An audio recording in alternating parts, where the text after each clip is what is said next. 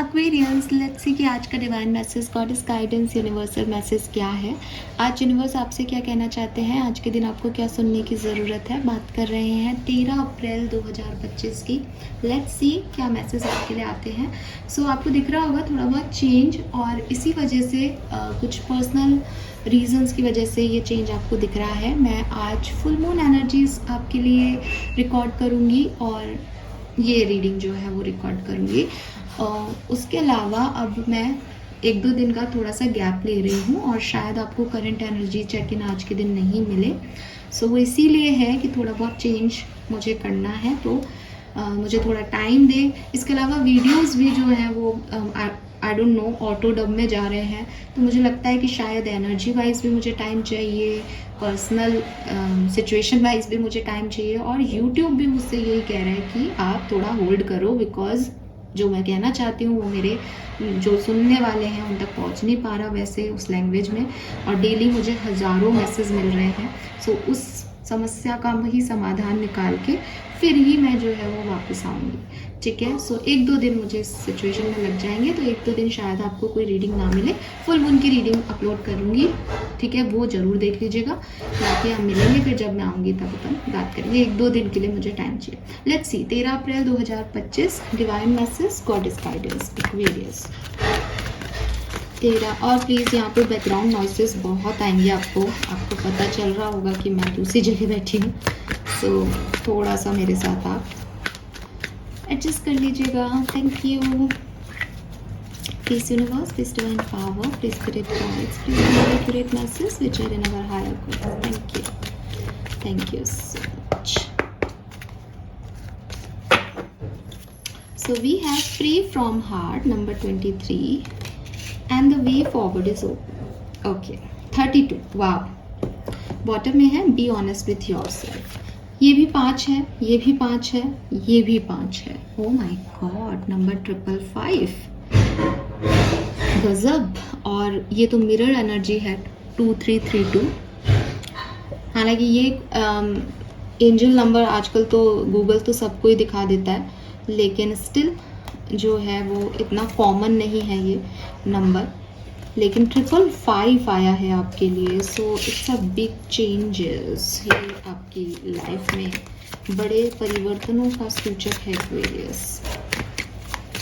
कुछ बड़ा ऐसा घटने वाला है एक्वेरियंस आपकी लाइफ में जो कि आपकी लाइफ को चेंज करेगा।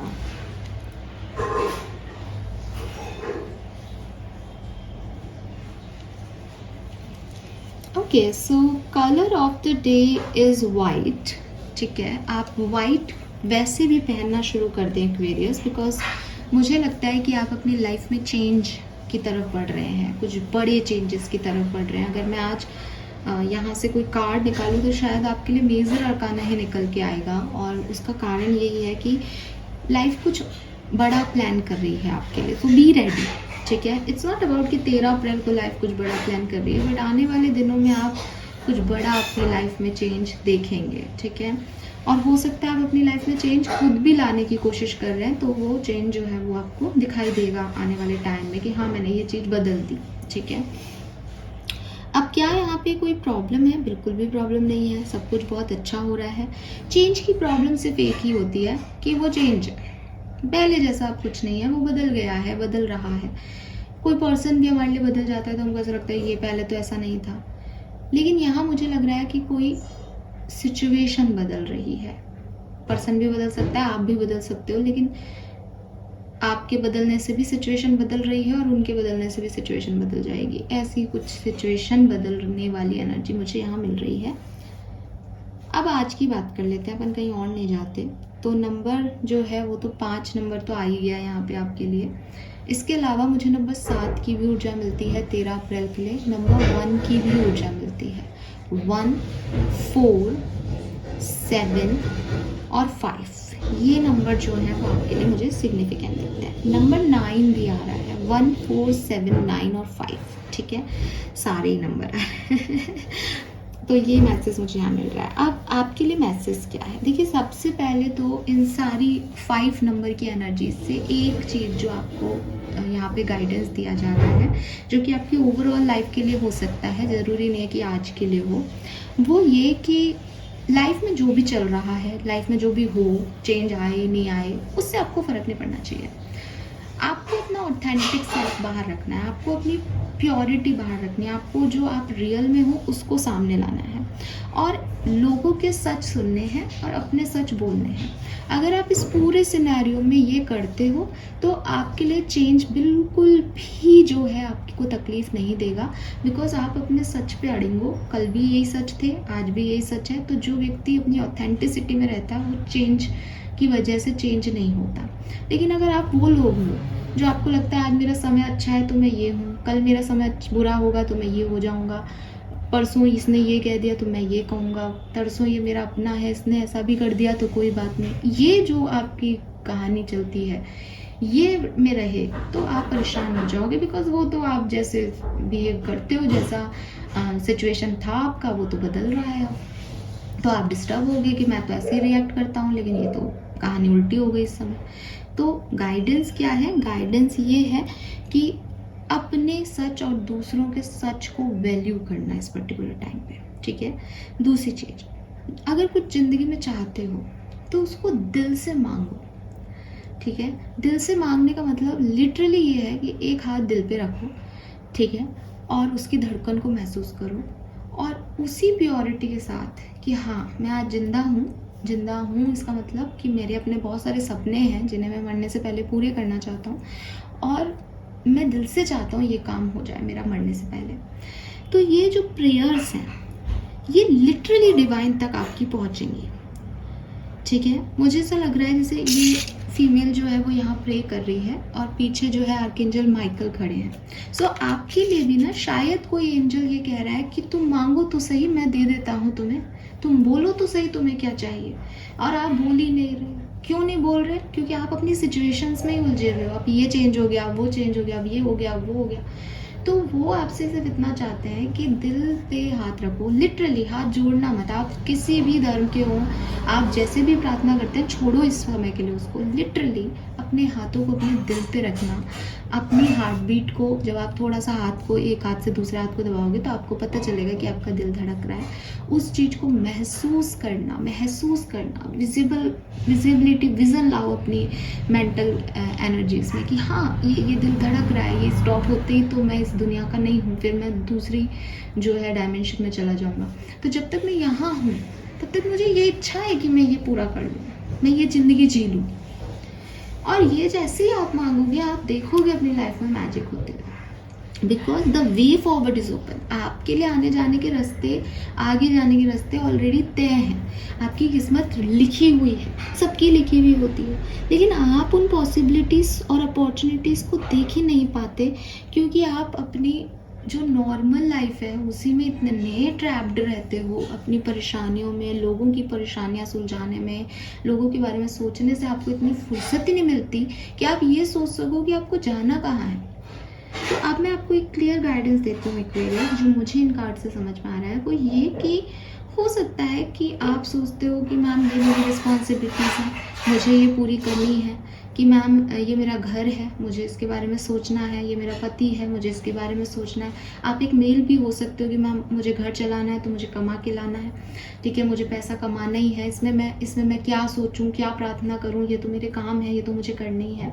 यहाँ पे ना यूनिवर्स आपको कह रहे हैं कि मतलब ना एक स्पिरिचुअल मैसेज आ रहा है, आई डोंट नो कि आप इससे कनेक्ट कर पाएंगे या नहीं। यूनिवर्स कह रहे हैं कि तुम नहीं हो, मान लो तुम नहीं हो, ठीक है, फिर भी ये घर चलेगा। ऐसे ही फीमेल्स के लिए कि अगर तुम इतना कर रहे हो कि ये मेरे बच्चे हैं, ये मेरा पति, अगर मान लो भगवान न करे ये शादी नहीं हुई होती, किसी की और की हुई होती, तब भी वो चीज़ें होती। हो सकता है कि आपको जो काम आते हैं सामने वाले को नहीं आते, तब भी वो होता।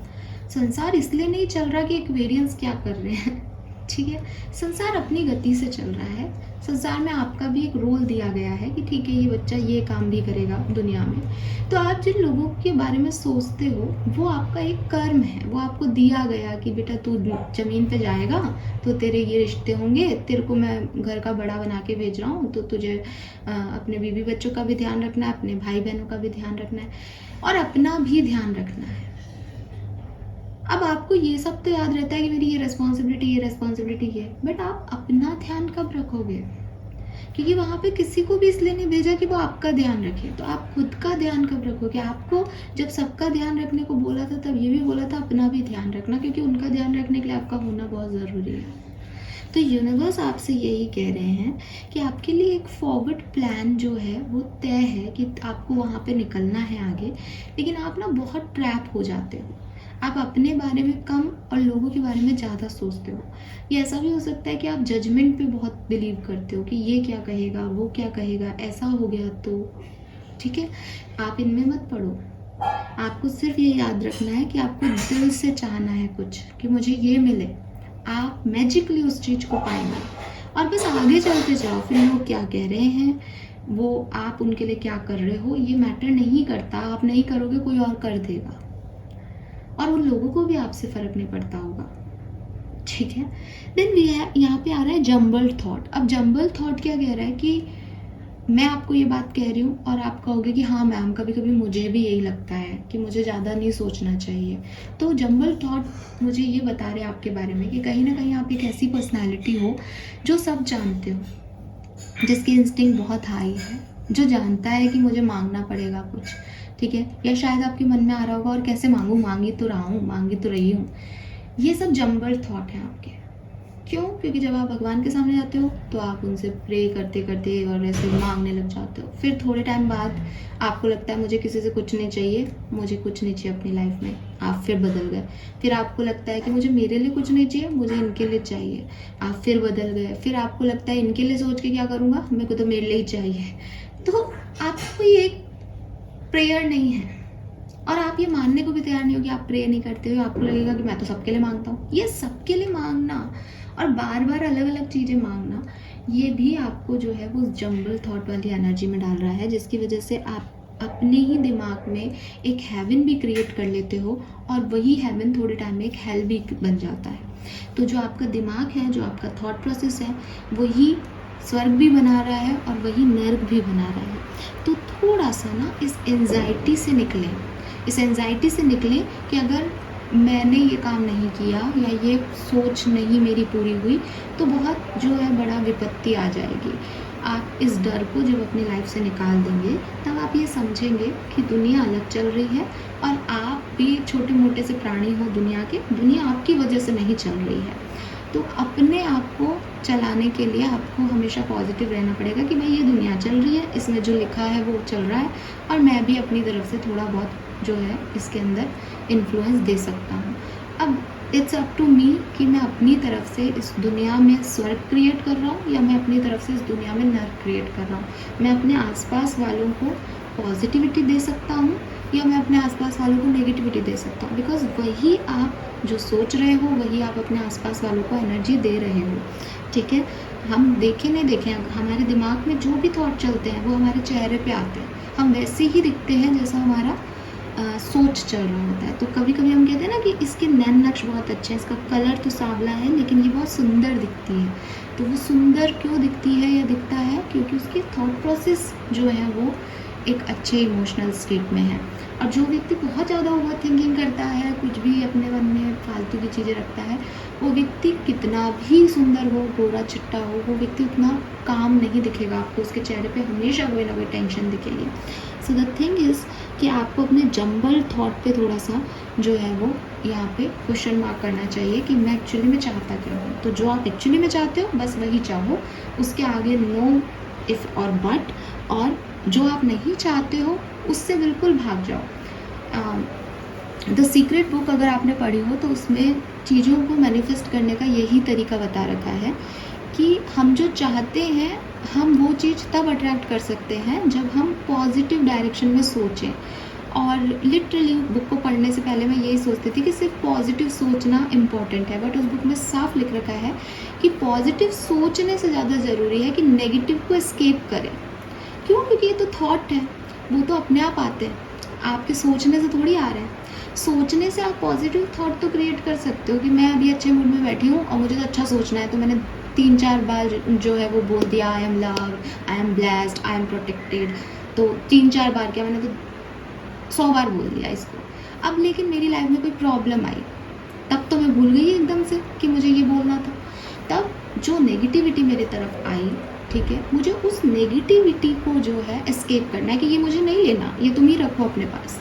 तो कोई आपको नेगेटिव वाइब्रेशन भेजे किसी भी फॉर्म में, कोई आपसे बदतमीज़ से बात करे, कोई आपको एक्सप्रेशन ख़राब दे, कोई आपके साथ मिसबिहेव करे, तो आपको सिर्फ इतना से कहना है कि ये मुझे नहीं लेना है, ये तुम अपने पास रखो, ये तुम्हारी एनर्जी है, तुम ही रखो इसको। मैं ये लूँगी तो मैं तुम्हारे जैसे हो जाऊँगी।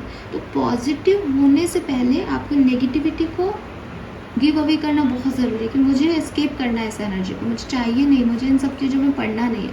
अगर कोई आपको कुछ गलत बोलना शुरू करे, आप चुपचाप बैठ जाओ, या अगर जा सकते हो तो वहाँ से उठ के चले जाओ कि भाई ये चुप हो जाएगा। और कोई वापस आपके रूम में ही आके आपको बोलने लग जाए, सुनाने लग जाए, तो कामली बैठे रहो, अपने मन में कोई पॉजिटिव विचार सोचो, उसकी बात को आपको सुनना ही नहीं है, ठीक है, क्योंकि आप उसकी बात को सुनते ही नेगेटिव जो है आपका दिमाग भी वही हो जाएगा। तो ये चीज़ है, कोई मुंह बना रहा है आपकी तरफ, उसको इग्नोर कर दो, अब दीवारों की तरफ तो मुंह बना भाई, ठीक है, और खुद का मुंह तो खुद ही बिगाड़, आपको उससे जो है अफेक्ट होने की ज़रूरत नहीं है। तो ये बहुत इंपॉर्टेंट मैसेज है जो आपके लिए आ रहा है, क्योंकि ये चीज़ ना आपको एंशियस कर रही है, कि आपकी एंजाइटी बढ़ा रही है, कि आपके डर बढ़ा रही है। जब आपको कोई कहता है कि ये ख़राब हो रहा है, तो आप भी अपनी पॉजिटिविटी को सोच करके नेगेटिविटी की तरफ जाते हो कि ये ख़राब है ना। तो वो चीज़, वो ख़राब वाली एनर्जी क्या है, नेगेटिव है। अब आप ये नहीं सोच सकते कि अरे मैंने ख़राब ही तो बोला है, ख़राब को ही तो ख़राब बोला है। एनर्जी है भाई, आपने नेगेटिव सोचा, नेगेटिव है। आप कुछ खा रहे हो और आप कह रहे हो कि ये ख़राब है खाना, आपने नेगेटिव बोला, तो आप ख़राब खाने को जो है अट्रैक्ट कर रहे हो। आप जैसा सोच रहे हो आप वैसा अट्रैक्ट कर रहे हो। आप पॉजिटिव सोचोगे तो आप पॉजिटिव अट्रैक्ट करोगे, आप नेगेटिव सोच रहे हो तो आप नेगेटिव ही अट्रैक्ट करोगे। तो इम्पॉर्टेंट है कि आप नेगेटिव से एस्केप करना पहले सीखें, कि मेरे माइंड में एक भी नेगेटिव थॉट नहीं आना चाहिए, ठीक है। फिर पॉजिटिव थॉट तो आप क्रिएट कर ही लोगे, जब नेगेटिव नहीं आएगा तो कुछ तो आएगा ही, तो वही बात है। तो सबसे पहले ये नहीं सीखना कि पॉजिटिव बोलना है, सबसे पहले ये सीखना है कि जितनी भी नेगेटिविटी है चारों तरफ, उसको एस्केप करना है, ठीक है। एंशियस नहीं होना इस पर्टिकुलर सिचुएशन में। So Aquarius, this is all for you, hope कि आपसे रेजोनेट होंगे मैसेज। और 13 अप्रैल के लिए भी यही मैसेज है कि दिल से प्रे करना। कोई अगर आपके थॉट प्रोसेस में थोड़े बहुत टिकटॉक करने की कोशिश करे तो उसको इग्नोर करना, ठीक है। और बस ये याद रखना कि आपके लिए पाथ ऑलरेडी क्रिएटेड है, आपके एंजल्स आपके पीछे खड़े हैं, ठीक है। और बस आप उनसे मांगो, वो आपको देंगे, ठीक है। सो कोई प्रॉब्लम नहीं है। और कर्मा कार्ड मैं आज यहाँ पे लेके ही नहीं बैठी, आपको दिखाई दे रहा होगा। सो जब भी नेक्स्ट टाइम रीडिंग करेंगे तब कर्मा कार्ड आपके लिए निकालेंगे। This is all for you, thank you so much. Reading को, चैनल को लाइक और सब्सक्राइब कीजिएगा। Bye bye.